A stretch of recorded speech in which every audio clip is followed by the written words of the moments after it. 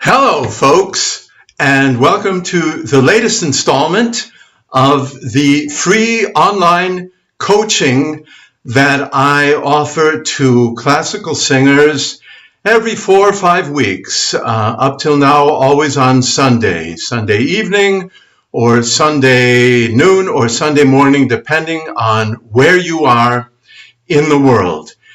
And wherever you are, I bid you welcome, and I'm very happy to have you here with me to see me working with two wonderful young singers. One is German-Turkish or a Turkish-German mezzo-soprano named Denise Seyhan.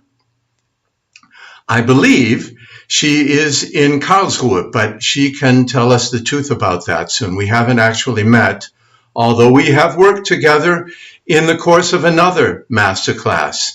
And then the American soprano Jordan Best, who is joining us from somewhere, I guess, in the Santa Cruz Mountains in California. In other words, there is, I guess, a 9-hour time difference between here in Munich and there. I also have not met her or talked to her live, so we're all just winging this as usual. Just to briefly introduce myself again, my name is Ted, or Theodore Ganger, a pianist, former conductor, vocal coach, teacher, and survivor of many thousands of opera auditions.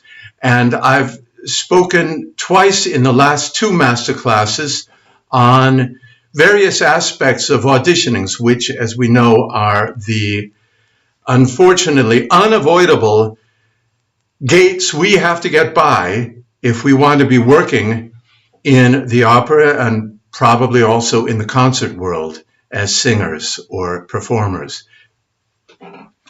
This evening, I would like to start with just, I hope, only about 10 or 15 minutes that I will just improvise on the subject of performance or performing in auditions. Now, you may think, well, yeah, duh, in an audition you perform. And yet, I have been asked a number of times, and I've been in many situations where singers were not exactly sure how they should be performing or performing in an audition. Now, what they usually mean, of course, now just to briefly review, there are 2 kinds of auditions, basically. One is in front of agencies, and those are usually in a room that has been hired for the purpose of this. And they are sitting at a table not too far away from you. So it's all very up close and personal and not really very theatrical. And then there are also theater auditions where the singers sometimes are in an orchestra rehearsal stage or a rehearsal stage, but usually they're on a stage, also with piano. And the people listening to them are out somewhere in the audience. And the singers are often not sure how specific they should be in terms of performing the arias that they're presenting. In other words, applying a certain concept of how they would play this scene or how they would play this role or who they're singing to, because they often think, and rightly so, that there is perhaps a stage director out there who has a totally different idea of how this scene should be played or how the performance should be done. Now, and they don't want to step on any toes. They don't want to make any mistakes.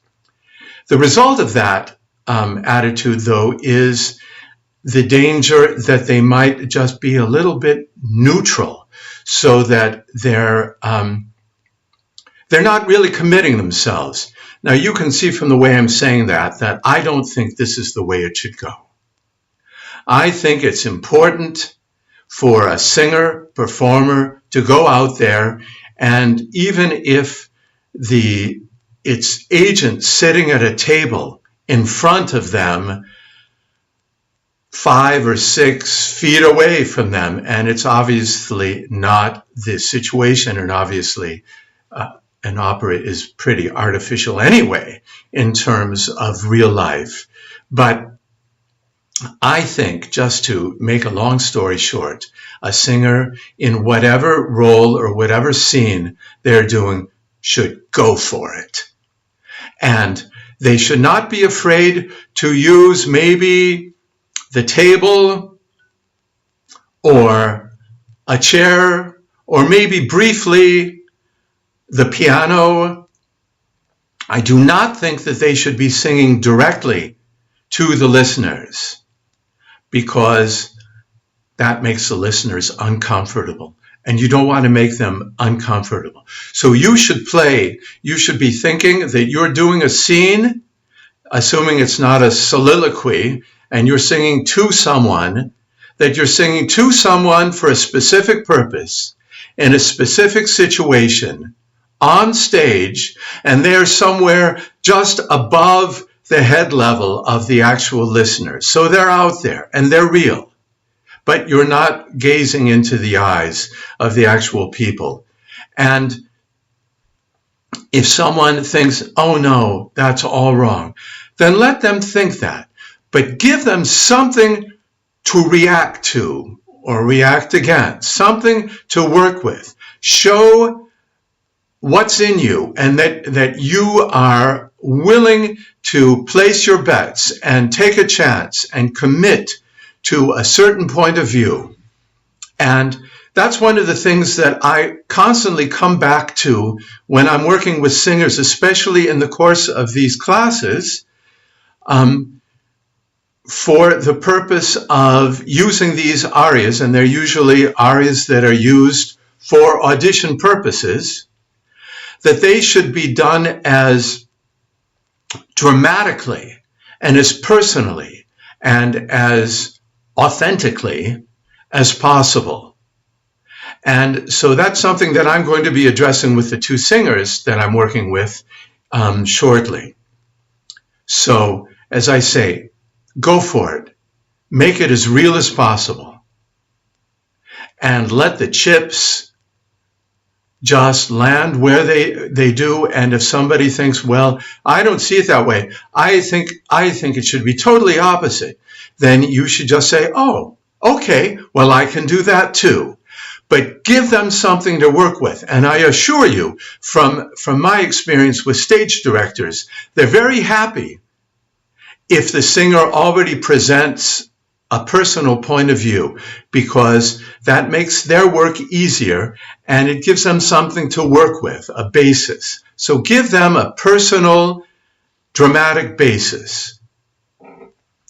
Now, as I say, that's what singers usually mean when they're talking about the performance aspect in an audition. Oh, and before I leave this subject, I have to tell you, one of my favorite stories was a Heldentenor, which is a very big dramatic tenor, who auditioned in an agency audition with piano in a smallish room on the final scene of Otello by Verdi. After Otello has strangled Desdemona, and she's lying there in their bed in a nightgown, dead. And he is singing to her and about her. Now, this particular tenor came, I think it was his girlfriend, but she came, and it was the middle of the day. She came in a white nightgown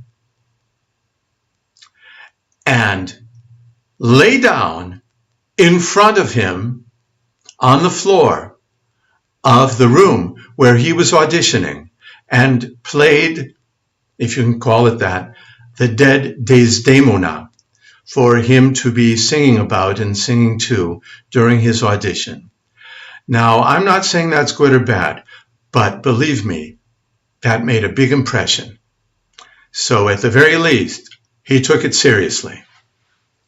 Now, the other way of thinking about the word performance in audition situation is the aspect of the entire audition being a performance. And I assure you, it is. And I think now, assuming you're outside the room where the audition is going to take place, or the stage, I think from the moment you enter that room, your performance is running. And so that extends to the way you put your things down, the way you approach the piano, the way you present the music, that you're ready to go. There's no hesitation, but you're not stressed about it, that you go in with an air of confidence, because the performance, the pre-performance nerves, you've, as they say, left at the door. So I think it's important that you, and in your mind, when you're preparing for this, you should practice this entire situation. In other words, the framework around the actual singing of the arias that you're going to do, and regard the entire entrance and exit from the moment you enter the room to the moment you leave as part of your performance. And that extends, of course, also to how you give your hand to shake hands. I mean, in the old days, they used to shake hands with the people listening, how you introduce yourself. And one pet peeve of mine, and you can throw your water bottle at me, but I really don't think that it looks professional for a singer to be gulping water the entire time. Now, I understand that you're nervous, but believe me, it is not more dry in the room than it was outside or in the rest of the world.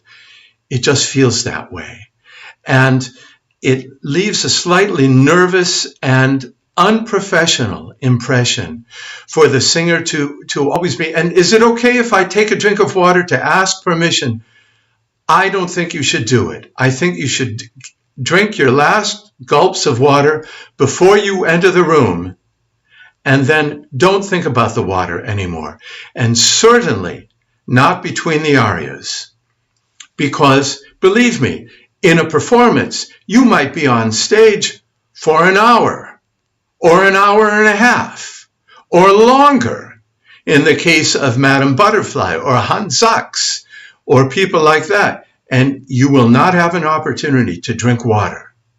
So I think it's important to show you don't need that.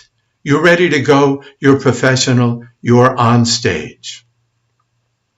Two other things I'd like to say just before I forget them, and then we'll move on, three.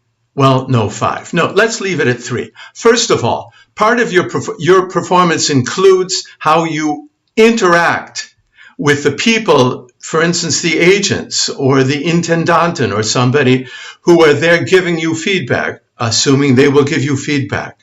Be absolutely professional. Show that you're open to whatever they have to say. You don't have to get down on your knees and thank them, but don't argue with them.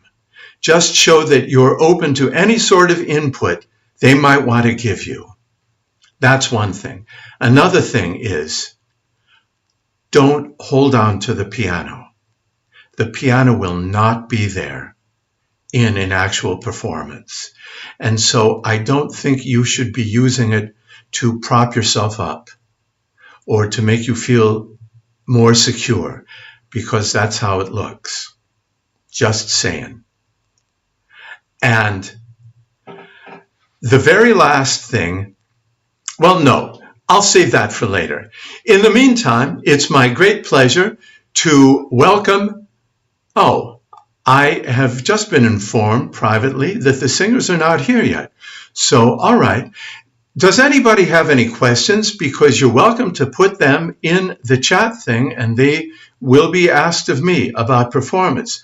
But otherwise, I'm very happy to continue talking about the performative aspects of this. Another thing that I think I've mentioned before is that you should have the music ready to go. You should not be looking for the music. Usually, you will know what you're going to sing first. And so that should be on the top of the stack and ready to go. How much chit-chat should you have with the people in the room when auditioning? Now, I assume that means the people who are listening to your auditioning. I would leave that in their hands. I would be careful about assuming that they want to hear a lot. So don't give them too much information. And another thing, don't tell them you have a slight cold, but you came anyway. Or you're really feeling under the weather, but you didn't want to cancel. Don't do that, ever. Don't ever make an excuses. Now, I know for myself, there's a huge temptation to prop yourself up by, before you sing or before you play or before you perform, giving some sort of reason why it's not going to be really your very best. Don't do that, because it sounds like you're asking them to give you extra points beyond what you're actually earning. If you don't feel you're ready to do the auditioning, cancel. And even if it's half an hour before, cancel. Even if you think it might be 3 months before you get another opportunity, or the role or the contract is going to be gone, if you cancel and don't show up and sing today, cancel. I have had vast experience with this sort of situation. It never goes well because you will not feel that you're doing your best. And for that reason, you won't be doing your best. Okay, now I also have 1 minute to also say something that I've neglected to mention in the past, which is record yourself. Now, women, you probably will have a big bag with you, and you can put your cell phone or your recorder or something like that at the very top. But even men, don't ask permission to record, but don't let them see it. Turn on the voice recorder and have it in a position where it will actually be hearing how you're doing. And listen to that afterwards, because I promise you, you're going to come away with a very different impression of how you thought you did, or how you thought it went, or what they said, or what you thought you said, than actually was the case. So and think of every audition as a fantastic learning opportunity for your future auditions, because I assure you, there will be more auditions. So think of each one as a rehearsal for the further ones. And part of that is to give yourself objective feedback on how you actually did, how you actually sounded. Now, I'm not going to talk about how you look, because obviously you're not going to be able to set up a camera there. But you can record yourself in an audio way, and then you will be able to go home and size it up for what it actually was. And I promise you, you'll learn a lot from it. Okay, I have been told that Denise is now here and is ready to go. So I would like to introduce Denise Seyhan. She is going to be singing the so-called Violin Aria by a character named Niklausse from Jacques Offenbach's Les Contes Hoffmann, also known as Hoffmann's Erzählungen, or the Tales of Hoffmann. And then she's going to say a couple things about herself. We're going to show a video that she made of her doing this, and it will be the basis for our work together. And then I'd like her to tell us a little bit about herself, and definitely about the figure and the scene, and then we will work. So I now happily turn over the screen to Denise. Take it away.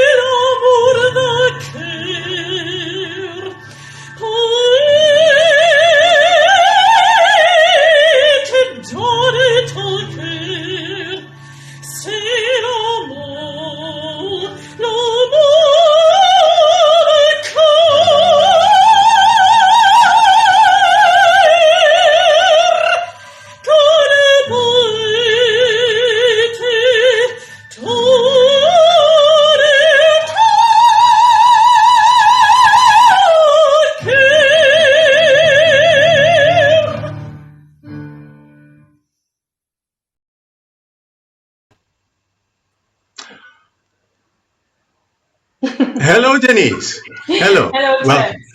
Hi. So, welcome. Tell us a little bit, please, about yourself, like in 100 words or less, and then tell us about the aria. Yes, yeah, I'm very lucky that I'm here, and my name is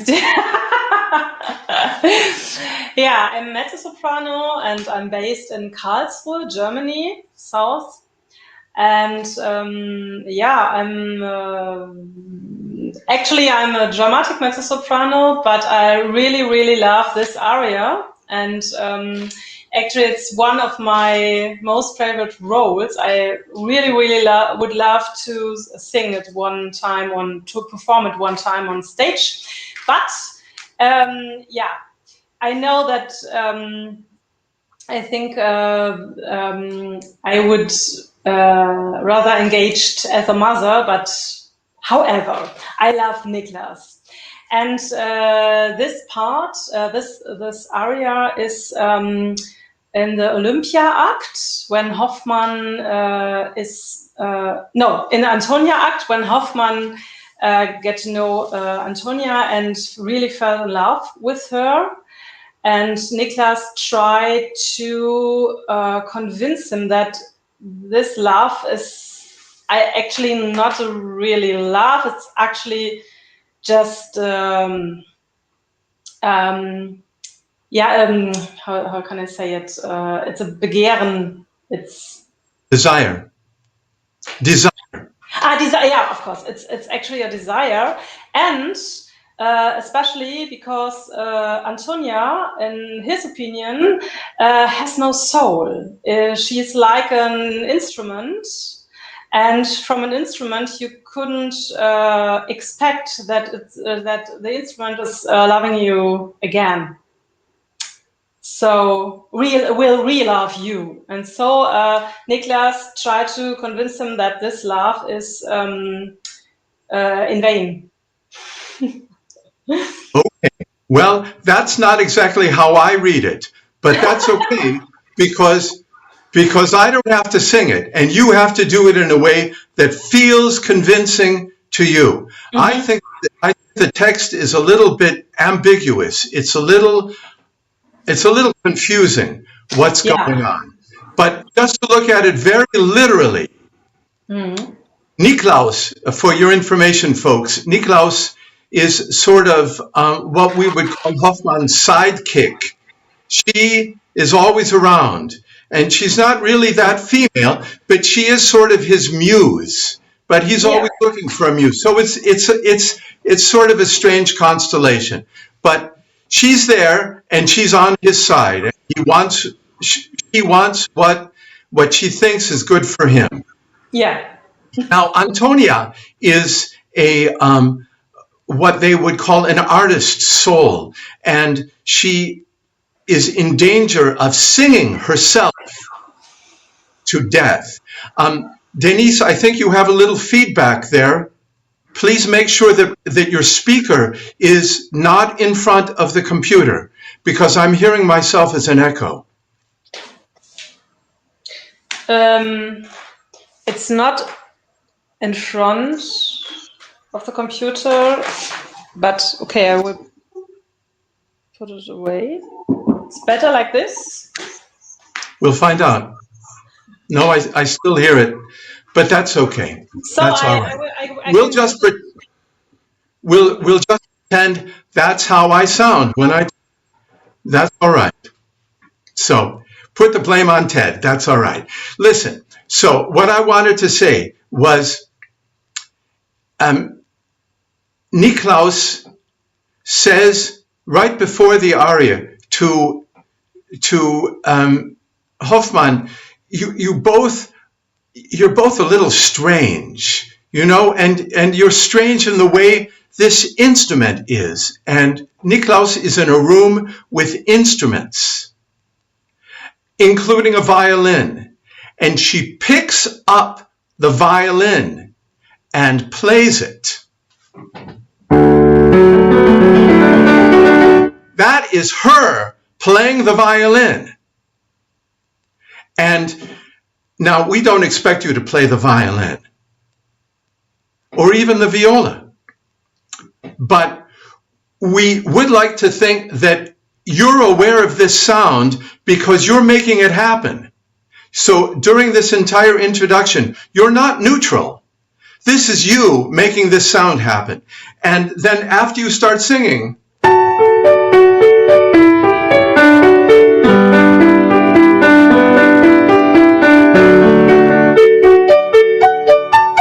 that's all violin playing. Also here.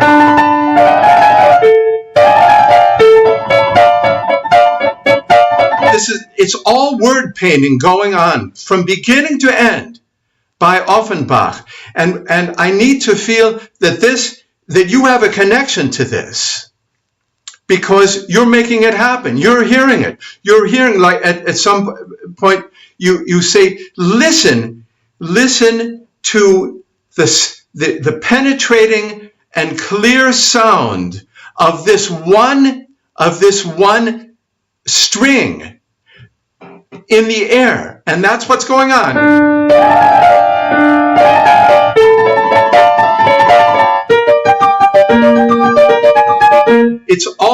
It's all sort of like Paganini-like. So we've got some virtuoso violinist standing on the stage playing the violin, and everything you sing has something to do with that, because that's the basis of, and what you're talking about in the aria is you hear the sound of this one string vibrating, and it's crying. You say déplorer means weeping, crying, and it's not what you think, it's love. So going from the sound of a violin to these sounds in the air to the sadness to love is some sort of psychological, emotional progression.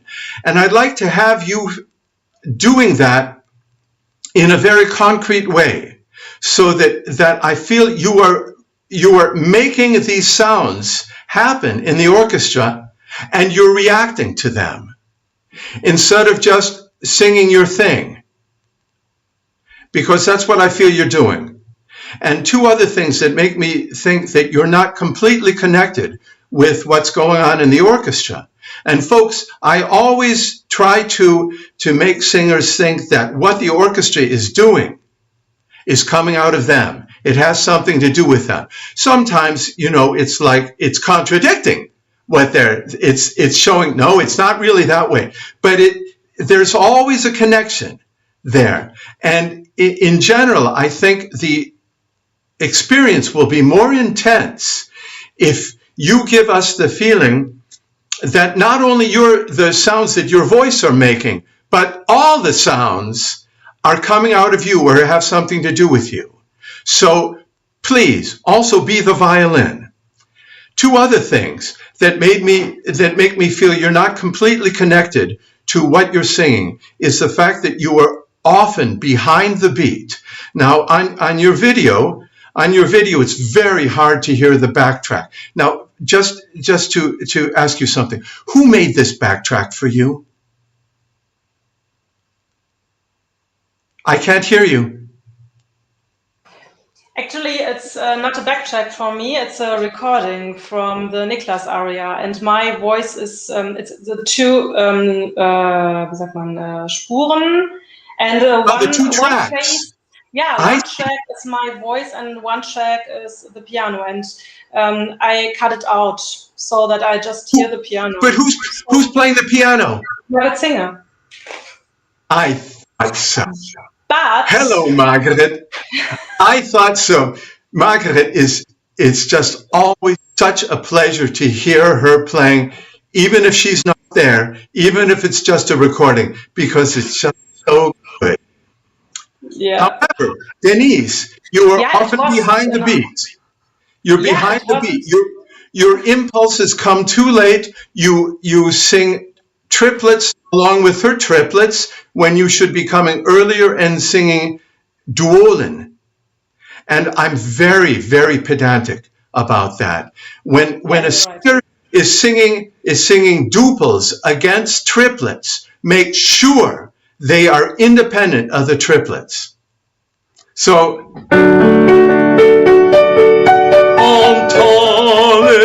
don't be late. You're always behind. And as I say, I need to feel that you are making this sound happening. Not you're waiting and then, and you'll catch up at some point. Don't do that. The problem is always it was not loud enough. When I'm singing, I couldn't hear it. So I hope now it's loud enough. And I'm a little worried about my neighbors. We'll find out. Because if we can't hear the orchestra part, we can't really tell what you're doing. Yeah. So, and the third thing that I'd like to work on a little bit is I have the feeling all the words, all the vowels especially, are sort of all alike. Yeah. Voix soulagée, frémissant, vibrer la boîte sonore. And I would like to hear a little bit. Voix soulagée, frémissant, vibrer la boîte sonore. Now I know you don't sing the way you speak.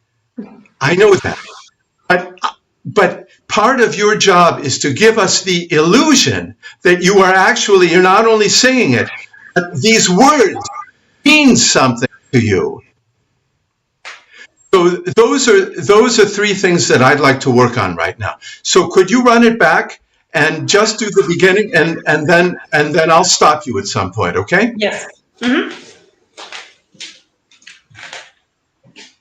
So folks, Denise is going to play. Sorry? Denise is going to play the violin now. Yeah.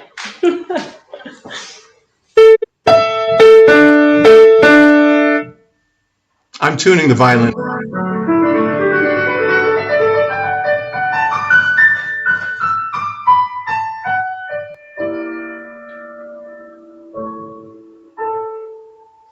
Voix soulagée, frémissant,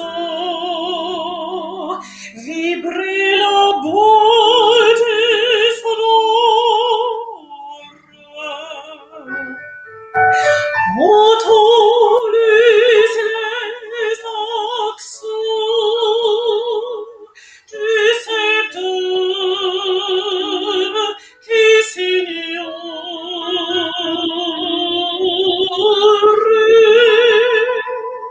Stop.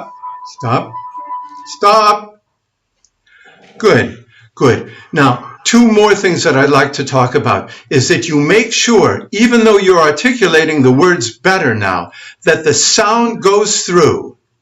And I'm hearing about a little bit ba ba ba ba ba ba, and each note has its own life. And the phrase has to have a sound that goes through, that's articulated clearly by the different words. Otherwise, it gets a little note by note by note. Yeah. And now I would like to hear you sing. De cet âme qui s'ignore. Don't breathe. Okay. Don't breathe. And another place when we get to it later, and you're not going to want to hear this, Denise, but I don't want you to breathe after la mort vainqueur, donne poète. Don't chop it up. Sing through. Oh, okay. I la mort vainqueur. Because you go da ya, but don't do that. Show us how easily you can sing through long phrases. Am I wrong? Okay, that means the phrase donne poète. This one? If possible, or if are you breathing before?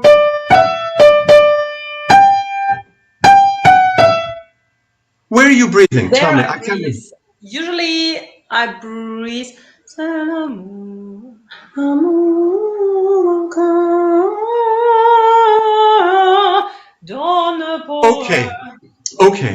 Okay.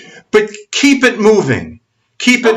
Yeah. Don't do it. Now, one thing. Now, Denise had said that she sees herself more as a dramatic mezzo, and the French way of singing we think of as a little bit lighter, more slender. Can you sing more that way? Don't show your Verdi Wagner chops here. This is not the time to do it. Okay, I try. Okay? So please start again. From the beginning? Yes. Okay. And sing in a way that makes us feel you want us. It's important to you that we understand your text. Okay. Because that's what you're singing. Don't let us think that you're singing your voice.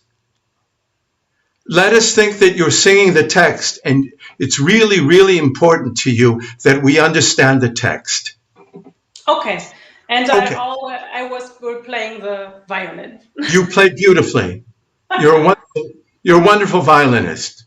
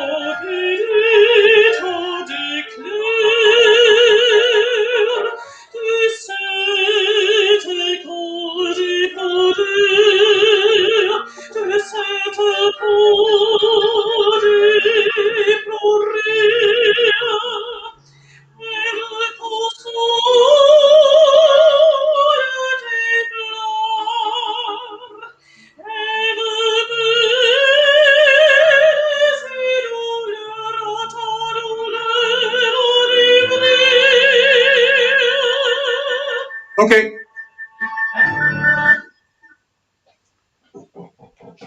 Okay. Now, two things. One thing that I forgot to mention. You have a tendency to go sharp on F and E.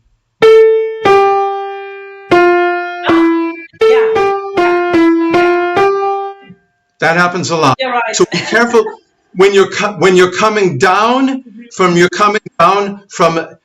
la sol to fa and mi, that you're not sharp. So don't have too much tension going on. Okay. It's a place with chi signore. Right? No.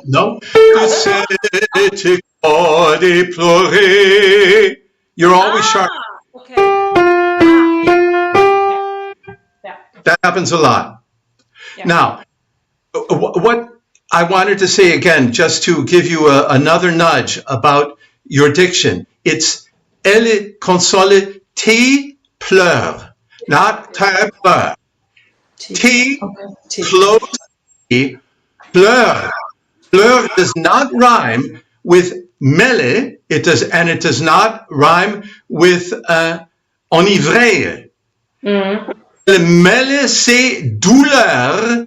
À ta douleur enivrée. I really, really want to hear the difference between those vowels, because otherwise it makes it sound a little bit like you're being a good student in a voice lesson.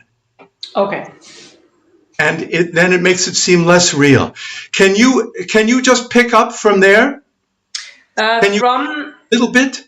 From where? Just 5 seconds or 10 seconds. Écoute passe dans l'air. If it's possible, yeah. Yeah, of course.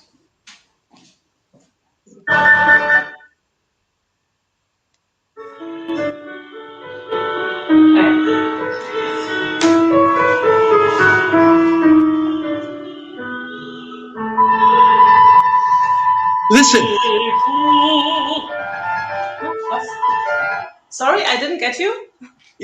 You're saying écoute. Listen is what you're singing. Écoute, yeah. Yes, it's an imperative. It's all écoute. It's a command. You're giving an order to the person. Make it real. Okay? You're not in a voice lesson. Nothing must be neutral. Okay.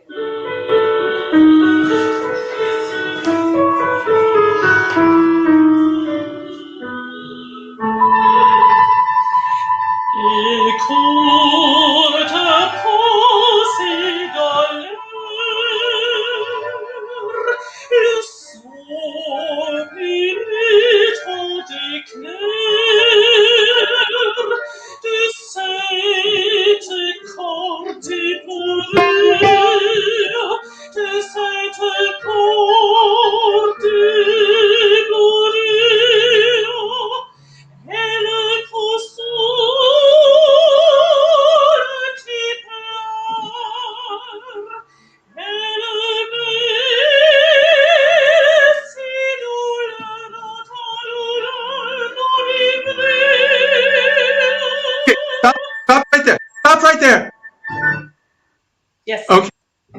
You need to fix your intonation. I was so fixed on the vowels that I forget the intonation. Okay. Well, actually, I would like both. Now, the orchestra is going.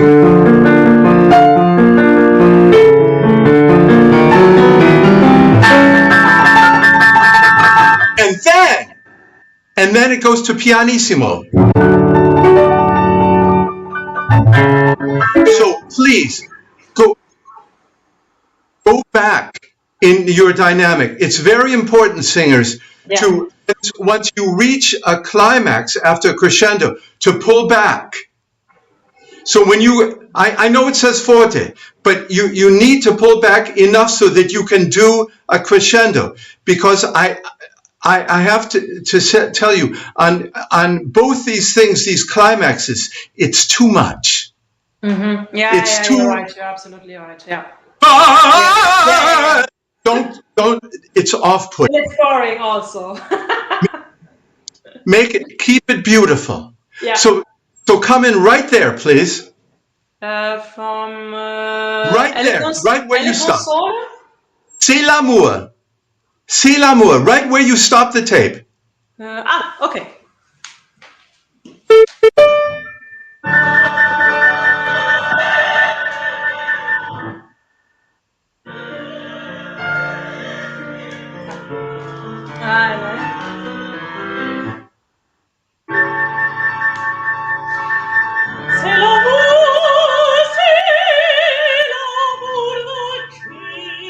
Just sing it.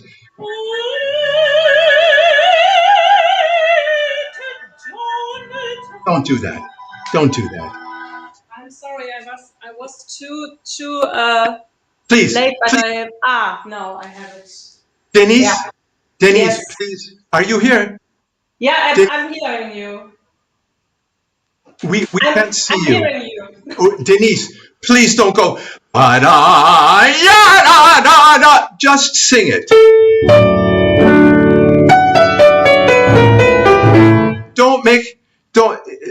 Man sagt auf Deutsch, kein Haus bauen. Okay? Just sing it. Don't make a huge thing out of it every time. Okay. It becomes too much for the listener. Okay. Just go through it. Okay. Okay? Yes. I have to. Singers, I know it's hard. I know it's hard not to give everything all the time, but don't. Okay. So. Wherever can I start from Elle Console, because it's I have the time code there. Okay.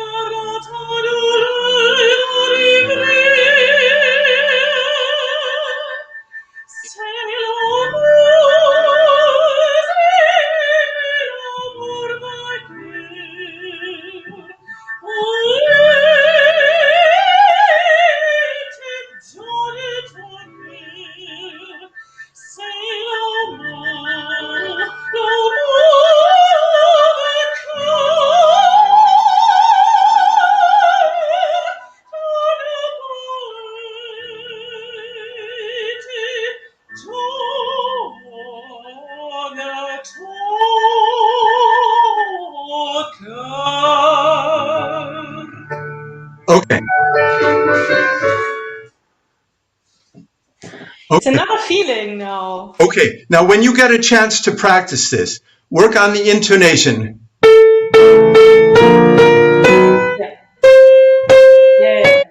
Yeah. And then go.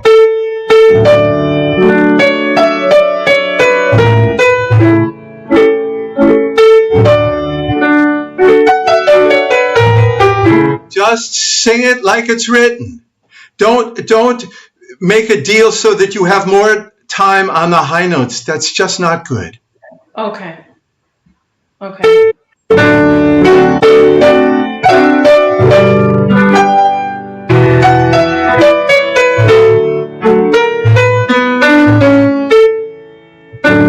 not at the end. We're not at the climax.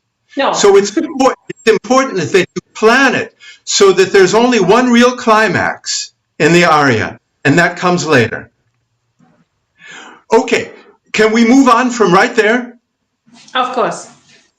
Now, folks, just to talk a little bit about the way this aria is constructed, it's in what's called a da capo form. In other words, she sings a main part, and then she sings a middle part, and then she comes back to the main part, and then that's the climax in the end. Now, one peculiarity of this aria is that she sings in the middle part the same text she already sang. It's not usually it's a new text, but here she's going on and on again about Elle console tes pleurs, even though she already sang that. But now it's different music. So sing the same text, but make it sound different. So go on right from there. Yes.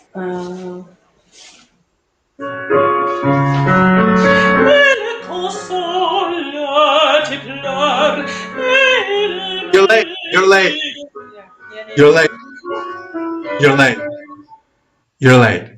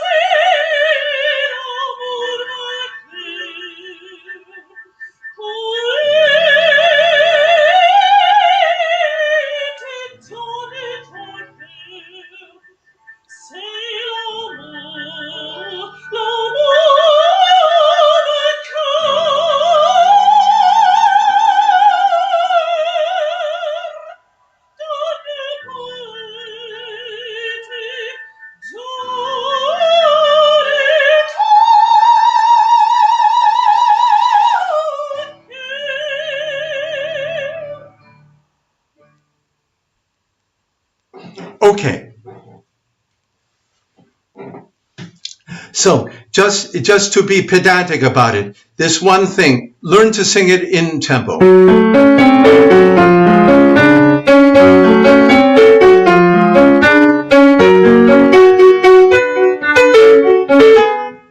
You're always behind that, and you make it work, you catch up, but it's a little irritating to the ear. Everything. Sorry, but actually I make a accelerando. No, but you're very behind in your second phrase. Elle me laisse douleur. Ah, okay. Okay. You're almost a beat behind. Echt? Yeah. Okay. And probably you make an accelerando to catch up, but that shouldn't be. I make it after usually. Because the orchestra is just going doodle doodle. Okay, so just stay in tempo, okay? Okay, I think I will count. Don't try to make too much out of everything. It's not good. And as you say yourself, it becomes boring. And so now we went through to the end, and for me personally, it was much more beautiful. It was much more satisfying. And folks, I just want to say to you all, never give 100%. Don't think you should be giving 110% or 150%. Never give even 100%. You should always think that you have something in reserve, and you could give more, but you don't need to. And here you built the end of it in a way that sounded much more relaxed.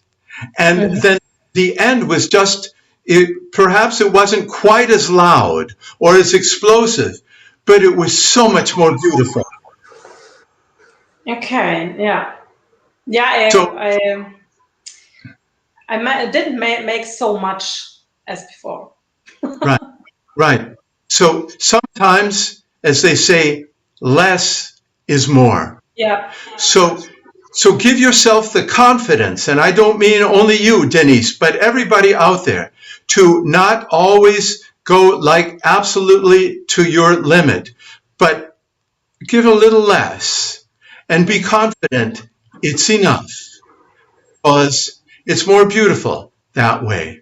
You know, as one famous singer once said, loud is not beautiful, beautiful is beautiful. So that's what you should be concentrated on, not being as loud as possible to impress us and overwhelm us, but to give us an experience that is intense but acoustically beautiful. Okay, now I've been informed that our second guest has not arrived yet. So I would like you to go through the entire aria and do everything I said, and don't make any mistakes. Otherwise, there will be a terrible punishment for you afterwards. So, but be completely relaxed about it. But don't make any mistakes, okay? No and that's another thing, folks. That's another thing, folks. Don't try to get it perfect. It won't be perfect. And if it is perfect, it'll be dead. Because you will be singing so carefully, because you're afraid of making any mistakes, that it won't come to life. So part of being live is the willingness to take chances, and some things will not go perfectly, but other things will happen. I mean, good things that you hadn't rehearsed, that weren't expecting, because you were willing to take a chance. So our second guest is still not here yet. So if you don't mind, are you able to go through? I know your neighbor is going to call the police soon. No, this is real life here. Can we do the entire aria just once through? Yes, of course, no problem.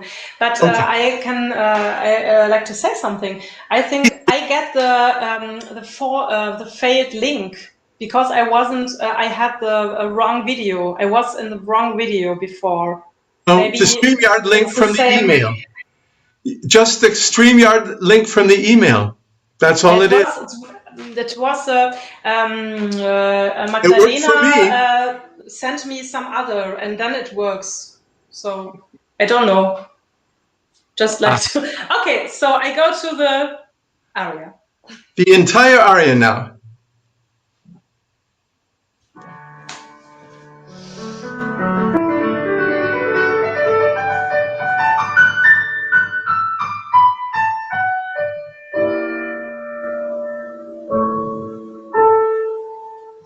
Vois sul cifre vibrilo buti sonore Motoles celestaxo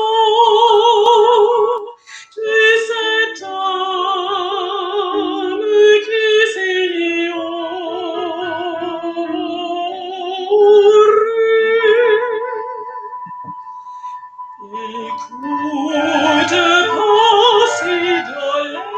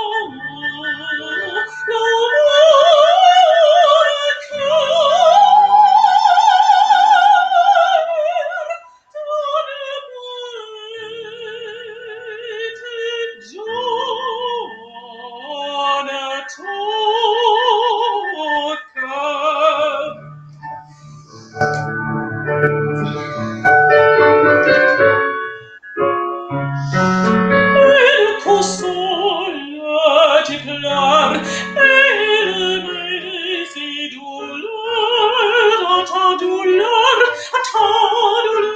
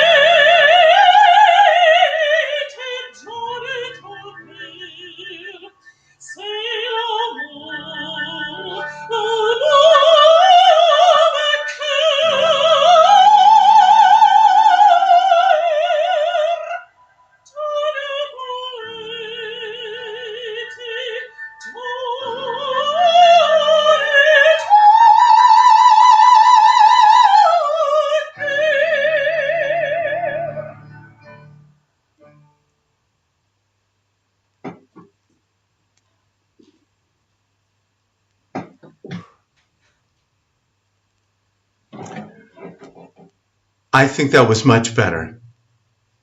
It was just, it wasn't as massive the entire time. And for that reason, it was more real. It was more immediate. It was more direct, and it was more personal, and it was more clear, and it was more beautiful. And in my book, those are all good things.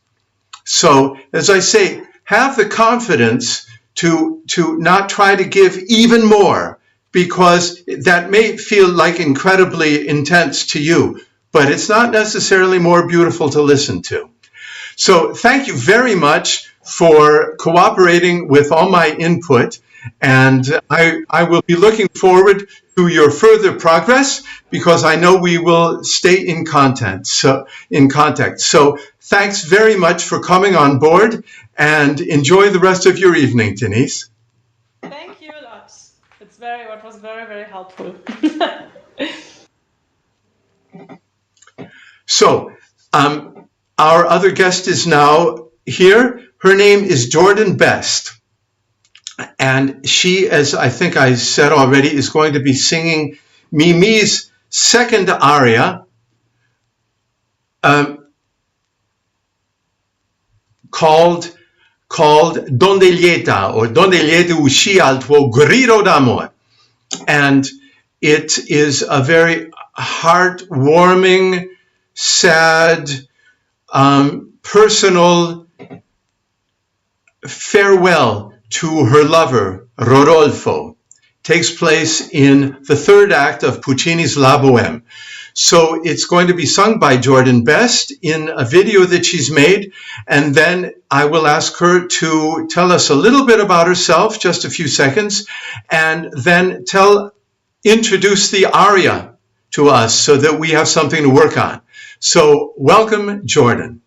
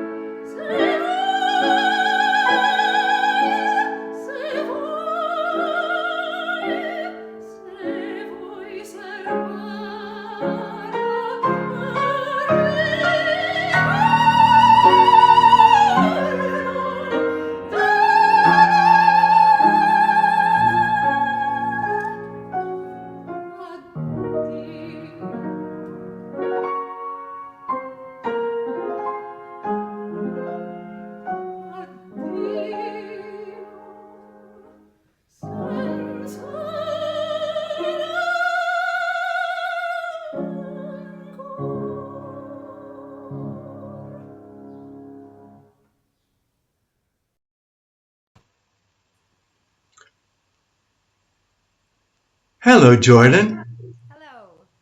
Folks, you should know this is like the first time that we're actually seeing each other face to face and talking. And it's great that even though there was some confusion about the StreamYard links and whatever, but that's something you don't need to know about, folks, that she's here and ready to go. And I'm still ready to go. So, Jordan, tell us in 50 to 100 words everything about yourself. And then 100 to 200 words about who you are in this situation, in the opera La Bohème, and why you're singing it, and who you're singing it to. All right. Okay. Well, it's important to say that I didn't sing, I didn't perform. I was teaching for a good 10 years and not performing while I was overwhelmed with motherhood and all of that with my 3 children. So I just got back in these last couple years to singing and performing again after an extensive background, a master's in voice and all of that sort of stuff. So I'm kind of trying to find my way, wanting to sing, wanting to connect again. And I love what you're saying about performing in an audition because I really need help with that, getting out of my head and making that a performance. Yes, so maybe that's enough about me. Yeah. Okay, and then this aria is Mimi, and it's a good old breakup song. She's breaking up with, or they are breaking up, Rodolfo, and she's singing it to Rodolfo and kind of trying to make him feel better maybe and herself better, repeatedly saying that there's no bad feelings, it's for the best that they're breaking up. Why are they breaking up? It's a little confusing why they're breaking up. No, it's not. No, it's not. Well, They're breaking up. She comes looking for him because he's been so jealous and kind of mean, and he. The truth is that she is very sick, and is dying, and he can't take care of her. Exactly. So And the that's why he's been starting fights with her to drive her away. And he's told his pal Marcello all about this and doesn't realize that Mimi has been listening. So she knows. So she does know the truth here, but literally just found out the truth seconds before she's singing this. So it's not because he doesn't love her anymore. No. She knows. It's because he loves her. Mm-hmm.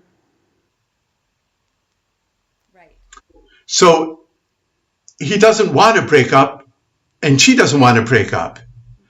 But she's going to do it for her own health because, I mean, it's lovely to be in love, but of course you also do want to survive. And so she is saying, for her own good, for her own health, and she's doing it for his own good too, like thinking possibly. Okay.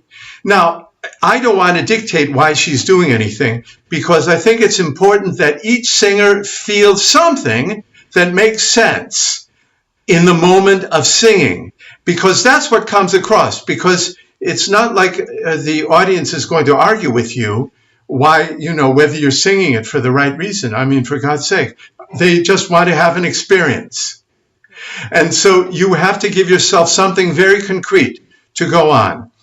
Now, I think you sing it well, but for me, it's a little bit too only sad. It's all a little bit wan, if you know that word, wan, sort of pale and, oh, poor me, and, this really sucks, and, and so pack all my stuff. But, I mean, she's talking, there's an incredible subtext going on when she says, this pink muff that's been under our pillow because, our pillow all this time, that's the one you bought for me in the second act at the Christmas market. And so and that music is being quoted, and also with these are all sort of leitmotif quotes by Puccini of past things. So these are memories that are going through her mind, and also perhaps subliminally through Rodolfo's mind and the mind of the audience. So we're remembering things, and these things are not all sad. Some of them were joyous. So I'd like to feel those impulses too. And one other thing that I'd like to get to, when in general, when you're singing, make sure that you're always singing completely supported, no matter what the dynamic, because sometimes the voice gets a little fluttery, and I think it's because the body is not completely hooked in then. So don't sing loud all the time. I mean, I hate that. But make sure that the body is completely there all along. So just to inform all the people out there who don't know this, it starts with the orchestra playing. Now that is a reminiscence of her first aria in the first act, where in a moonlit night in his apartment, which was otherwise totally dark, they met and fell in love. And she says, they call me Mimi, but my real name is Lucia. And that's this music. So that's in the air. I mean, it's literally in the air. So let all these things play into your own performance of it. That there's a much richer framework to it. Okay? Yeah. From the beginning? Please.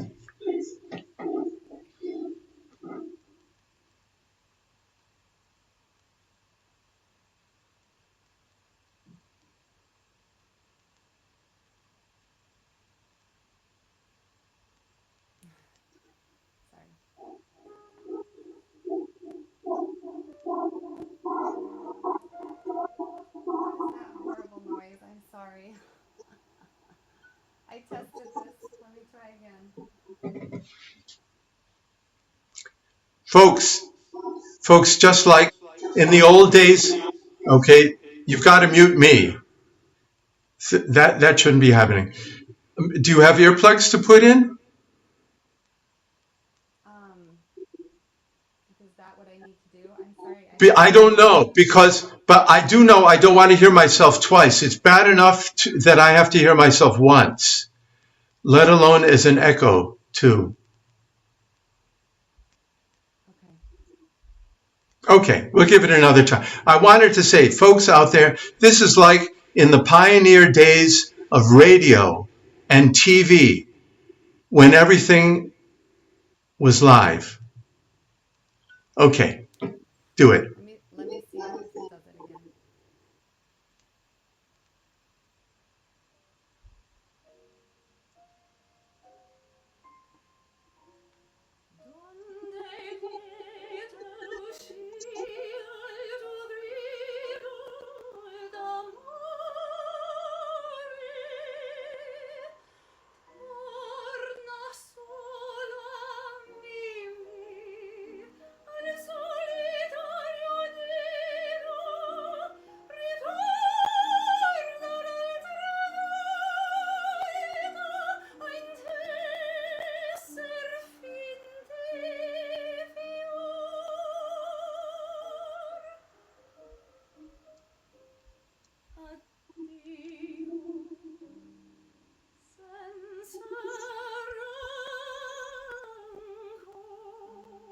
Okay.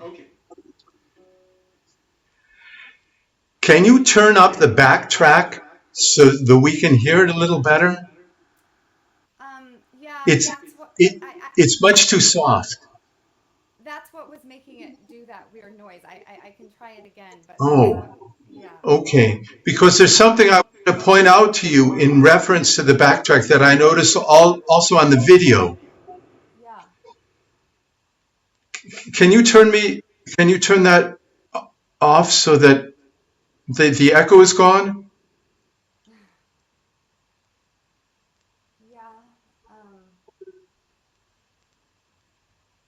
Yeah. Let me get headphones. Okay. Now I wanted to say, can you hear me, Jordan? Yes, I can hear you. Okay.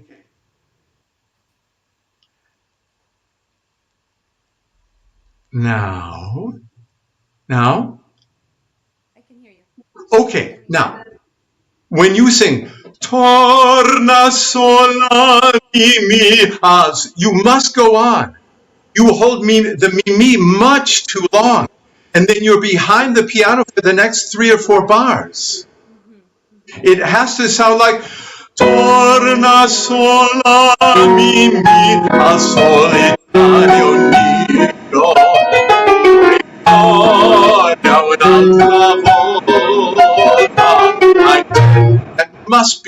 That must be together with piano, Yeah. because otherwise I'm still hearing myself as an echo. I'm going to fix it right now.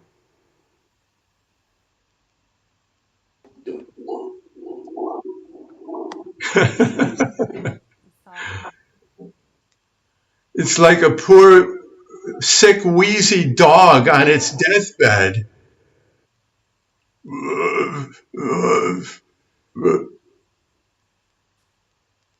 Okay. Are you changing anything? I'm trying to. Okay.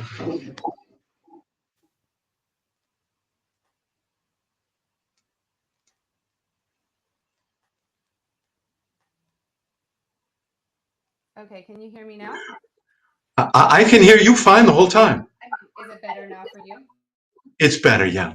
Okay. Now, if you can turn up the backtrack so that we can hear it and you can hear it and be together with the piano. Torna sola mi al sol. There is no time to hold mi. There's barely time to breathe. You must go on, because otherwise you're going to be playing catch up until it gets to addio senza rancor. And another thing, do me a favor when you go addio senza rancor. Don't go senza Don't do that. Okay. Now, I don't mind you doing a rallentando, and it does say col canto, but don't totally change the shape of it, because then it suddenly makes it sound like you're doing grand opera and you listen to the Callas recording or something like that. And I'm sure you're getting my main emphasis in everything we do is that the singer make it real and not stylized. Okay? So Okay, so I'm going to let's give it another apologize. spin. It's going to change your sound for a second, so I'll have to change it back before you talk. I'm sorry. I'll do a better setup if Deal. we're going to do this again. Deal. Okay.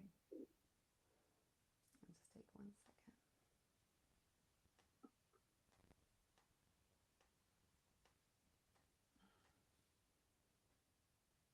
There we go.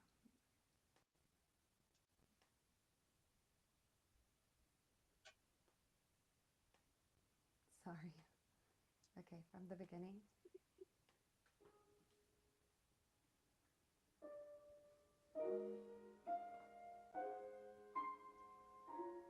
Donde lieta uscì al tuo grido d'amore, torna sola. Sorry. Oh, That was the line I was supposed to hold. Can you hear it now? I can hear it. It's a little faint, but it's important that we move on, Okay, I'll keep going. because that's the point that I was making, that you must be with the piano at exactly that moment as it goes on. Yep, okay. And another thing, don't. Sorry, I have to change this sound. Yeah. Another thing, don't be shy about following Puccini's line. If you go, Donde, lieta, usci al tuo grido d'amore. I mean, you're talking about, I left the nest, me, little birdie, left the nest at your call of love. So don't hold that back. Okay. Okay? Yes. So let's give it another go, and please keep it moving. Okay.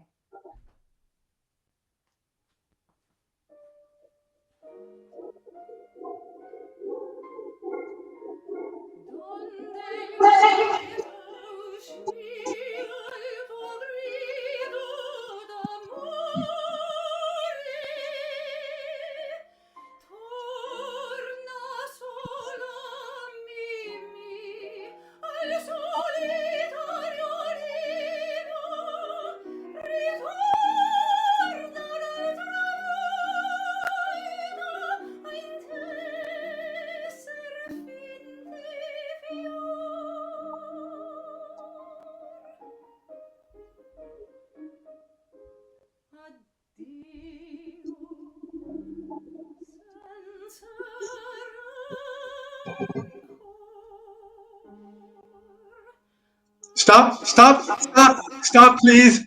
When I go like that, it means stop. Let me switch this. That's the only way I can signal. Okay, I'm just switching it so I don't have the echo. Okay, we're going to move on from there. Okay. Now, what I actually meant was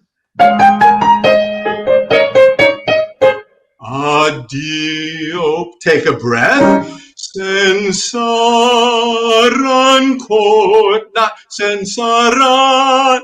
Don't hold that 16th note just because it's the highest note of the phrase. Okay. Do it the way it's written, please. So can you go right there? Addio senza rancor, and then move on. Yes. Want me to So, do and it? from this moment on, folks, she's giving him instructions how to pack everything up and send it to wherever. I mean, her post box. She doesn't know where she's going to be living, I suppose.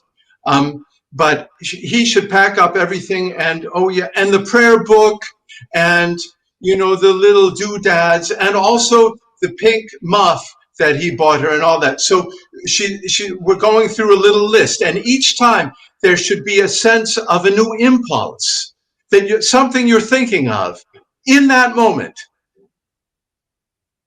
So can you back up right to the addio senza rancor? Yes. Okay.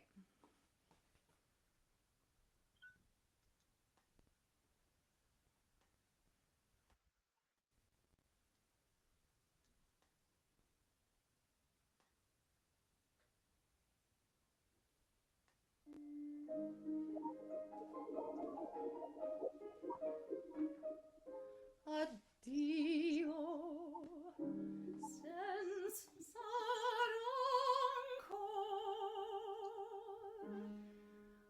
Ascolta, ascolta l'eco che robbiaduna che lasciai sparse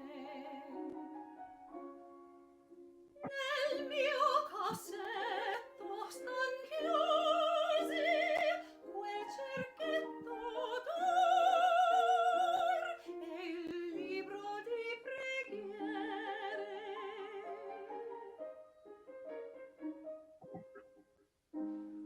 Involgi tutto quanto in un grembiale, manderò il portiere.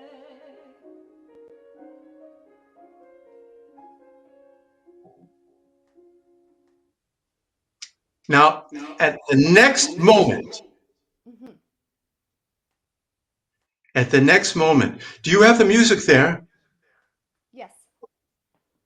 Please look at the music. You must sing ba-da and not ba-da. They're quarter notes. Yes. So twilkwancha, just sing what's written. Don't stylize it. Don't sing it twice as slow. Puccini is very specific. You just have to follow his instructions.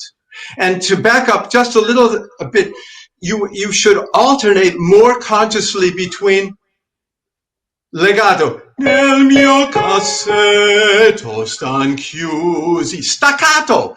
Quel cerchetto. And then legato. El libro di preghiere. And all these pocaritadandi, they must come out of you. They must be very specific. So you need to find a reason to take more time and then be a tempo. A reason to sing this phrase legato and then a few notes staccato and then legato. So we have to have the feeling this is all coming out of you in a natural way. Yes. So can you back it up like to the piano solo? And then sing bada, exactly as it is, with the written out portamento, but bada, so that the flutes can go. Yes. Okay? Yeah, it's such a big moment. I just want to take more time. That's nice. Yeah. Okay, I can keep switching this back, or I can try to just play through my other speakers. Do you want me to try that? I don't know. Okay, then let me switch. I'm sorry. Well, we'll see. We'll see if you can hear it. Okay.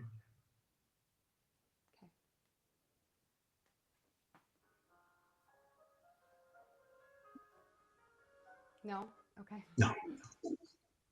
That's why I use these other speakers. Okay. Causing. Okay, give me a second. Okay. I'll try not to interrupt too much anymore. I'm sorry. Okay. Okay.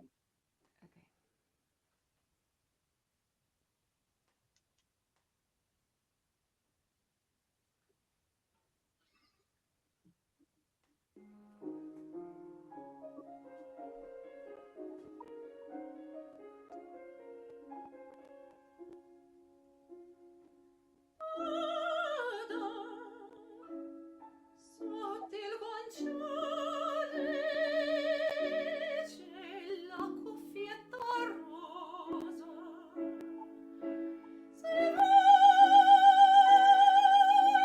Se vuoi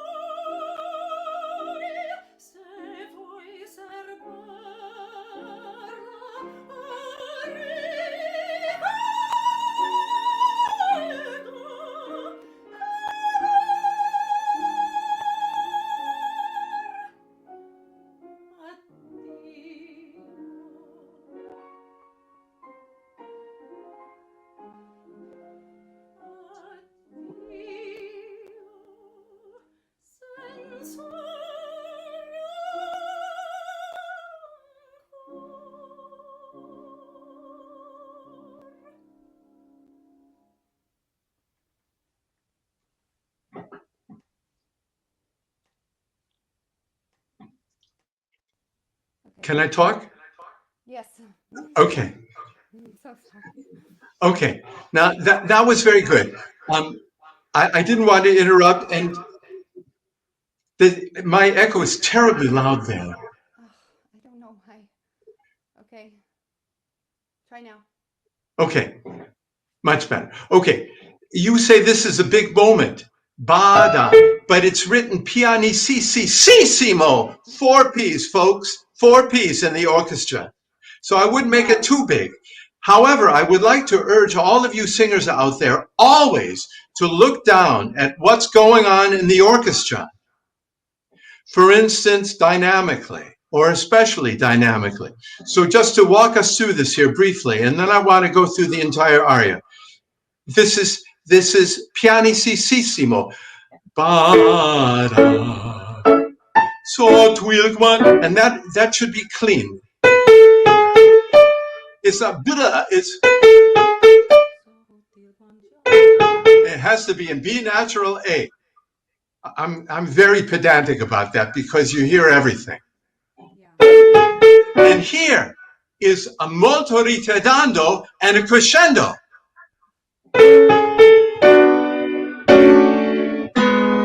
And then diminuendo. Crescendo to forte. And you're still forte on the second say voy. Say voy. And that's where the diminuendo starts.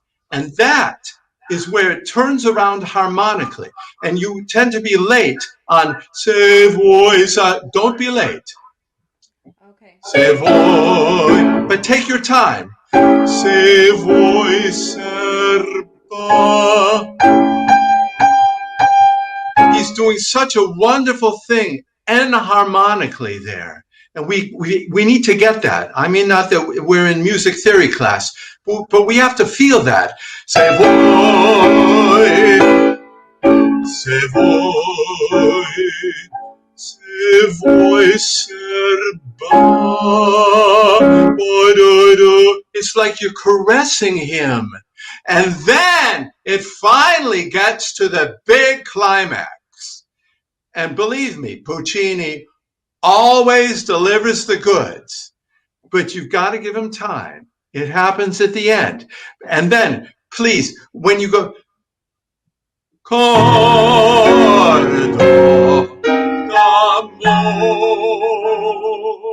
Make sure you stay on the voice in your diminuendo. Okay. That's where it gets very thin.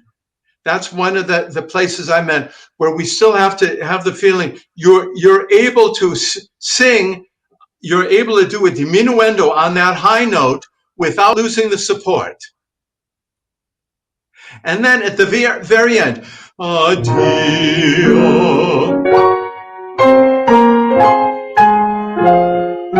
Addio senza corta la fermata. Don't make too much out of everything. The points that Puccini makes, they're very selected. They're very well placed. And it's important that we not let it be bulging all over the place. You know what I mean? Yeah. Because then that makes it into this stylized Maria Callas thing, you know, adjusting her scarf and where's the camera and all that stuff. Don't do that. Have the self-confidence to keep it simple, but make the big points big and make the small points small and intimate so that we have the feeling you, Jordan, are singing to us. Okay, so can we do the entire aria now from the beginning?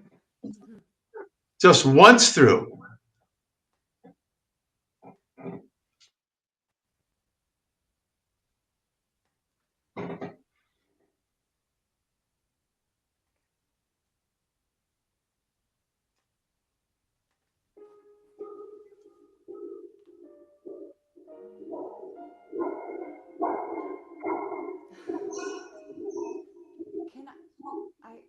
Can I mute you? Sure, please mute me. I have nothing to say. No, don't mute yourself. Mute me. No, we can't hear you. You're the one who's muted, not me. And believe me, folks, you do not want to hear me sing this aria. I can't mute you. Okay. Am I still muted? So I think someone else muted me. I didn't mute myself. You're fine. Okay. You're fine. Let me try again. But we need to be able to hear the piano track. Yeah. So I'm gonna crank it up.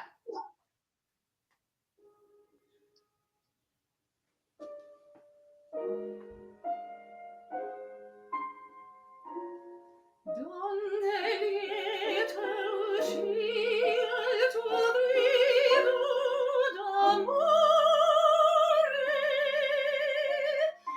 torna sola Mimì al solitario nido, ritorna d'altra volta in te, Serafina.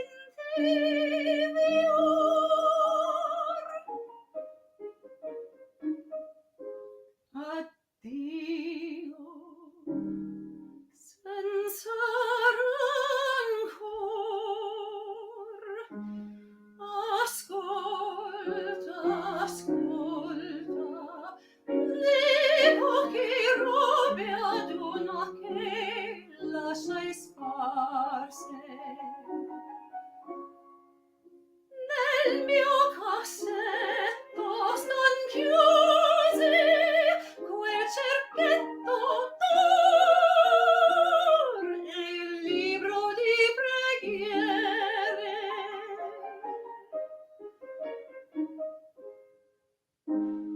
Involgi tutto quanto in un grembiale, manderò il bottiere.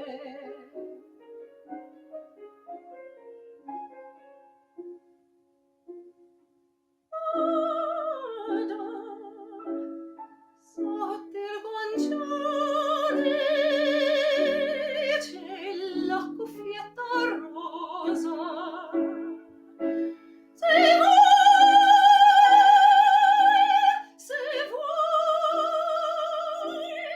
Se vuoi serbarla a ricordo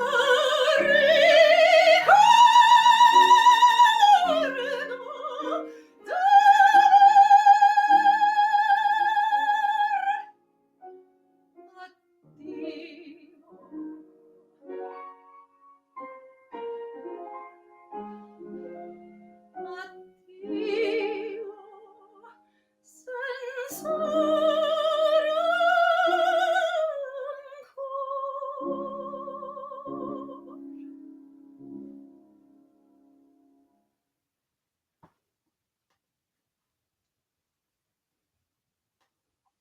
Good. Good. Thank you. That's very nice. You bring so much. You bring so much to the table, as they say, and I think it's important that you find somebody. And I don't mean a voice teacher, but I mean a vocal coach with a lot of experience in opera, to give you a chance to feel like you're actually doing this, like more or less on stage. You know, somebody who, if you're singing Mi chiamano Mimi, where you say lei mi intende, that there's somebody, a man there to sing si, you know, so that you feel like there's actually something going on around you, and I promise you, you will sing differently. You will sing with more body if you can get yourself more in situations where you actually have to bring it. But this is already very, very good, and we will, folks. I as usual, I will put the finished masterclass with all the warts and everything, and all the things that went right and all the things that went wrong, just as a total package on my YouTube canal, Ted Ganger Songs, where it will go on my masterclasses playlist.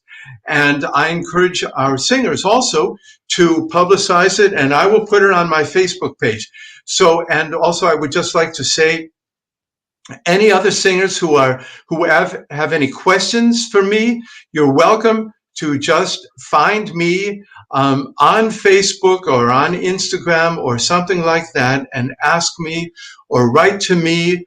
My email address is tganger@freenet.de, or on my homepage, Ted Ganger. I'm easy to find because I'm happy to be in dialogue, especially still in these COVID Corona times when everybody is feeling a little bit high and dry and abandoned and maybe a little depressed. I'm happy to be there for you, which is why I do these classes. And so I would like to thank again the person in the background who has been running the show for me, Magdalena Herfurtner, my partner in crime. Yes, thank you very much, Magdalena, for literally making this happen.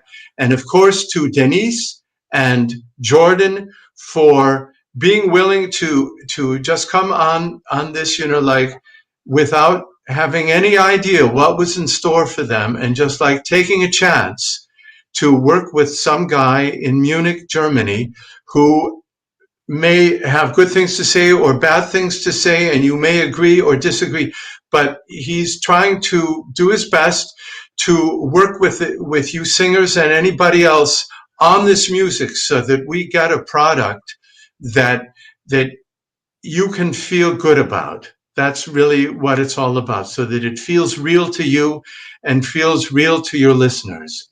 So thank you very much, Jordan, and thanks very much, Denise. And I hope to see you all again soon. In the next masterclass, we haven't set a date yet, but it will come. So enjoy the rest of your evening, the rest of your day, and see you soon. Bye.